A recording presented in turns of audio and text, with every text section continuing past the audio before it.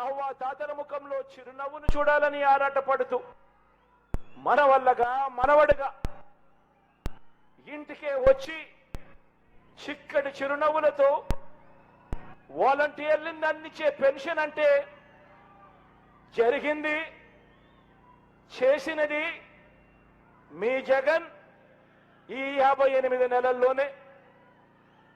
లంచాలు లేకుండా వివక్ష లేని పాలన ఎప్పుడు వచ్చింది అనంటే ఈ 58 నెలల కాలంలోనే మీ జగన్ ముఖ్యమంత్రి అయిన తర్వాతనే. అవునా కాదా అన్నది ప్రతి ఒక్కరూ కూడా ఆలోచన చేయమని కోరుతా ఉన్నా. మరి ఈ పని చంద్రబాబు ఎందుకు చేయలేకపోయాడు అందరూ ఆలోచన చేయమని కోరుతా ఉన్నా.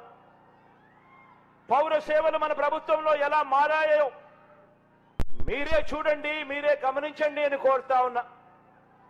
ఆ విలేజ్ వార్డు సచివాలయాల నుంచి ఒక 10 అడుగులు ముందుకు వేస్తే చాలు అదే గ్రామంలోనే మన కళ్ళ ఎదుటే కనిపిస్తుంది ఓ రైతు భరోసా కేంద్రం.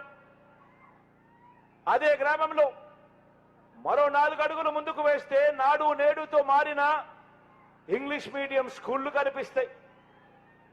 అదే గ్రామంలోనే మరో 4 అడుగులు ముందుకు వేస్తే అదే గ్రామంలో విలేజ్ క్లినిక్లు, అక్కడే అదే గ్రామంలో ఓ మహిళా పోలీస్. ఇవన్నీ నెలకొల్పింది ఎవరు అనంటే మీ జగన్. జరిగింది ఎప్పుడు అనంటే ఈ 58 నెలల పాలనలోనే.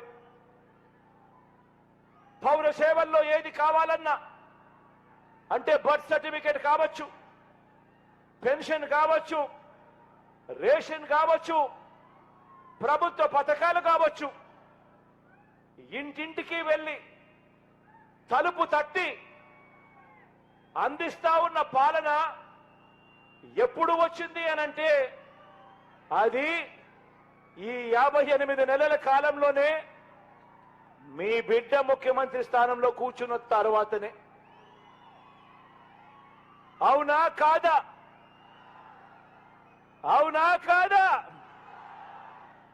ప్రతి ఒక్కరూ కూడా ఇంటికి వెళ్ళి ఆలోచన చేయండి, నలుగురితో ఆలోచింప చేసే విధంగా చెప్పండి.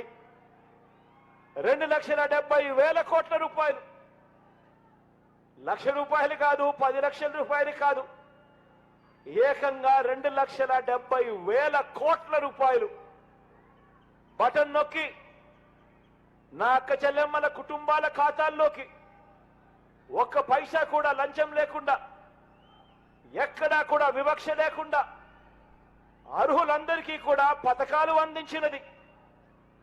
గతంలో ఎప్పుడూ చూడని విధంగా, గతంలో ఎప్పుడూ జరగని విధంగా ఈరోజు ఓ అమ్మఒడి, ఈరోజు ఓ ఆసరా, ఈరోజు ఓ చేయూత, ఈరోజు ఓ 0 వడ్డీ, ఈరోజు ఓ విద్యా దీవెన, ఈరోజు ఓ వసతి దీవెన, ఈరోజు ఓ కాపు నేస్తం, ఈరోజు ఓ ఈబీసీ నేస్తం, ఈరోజు ఓ పెన్షన్ కానుక.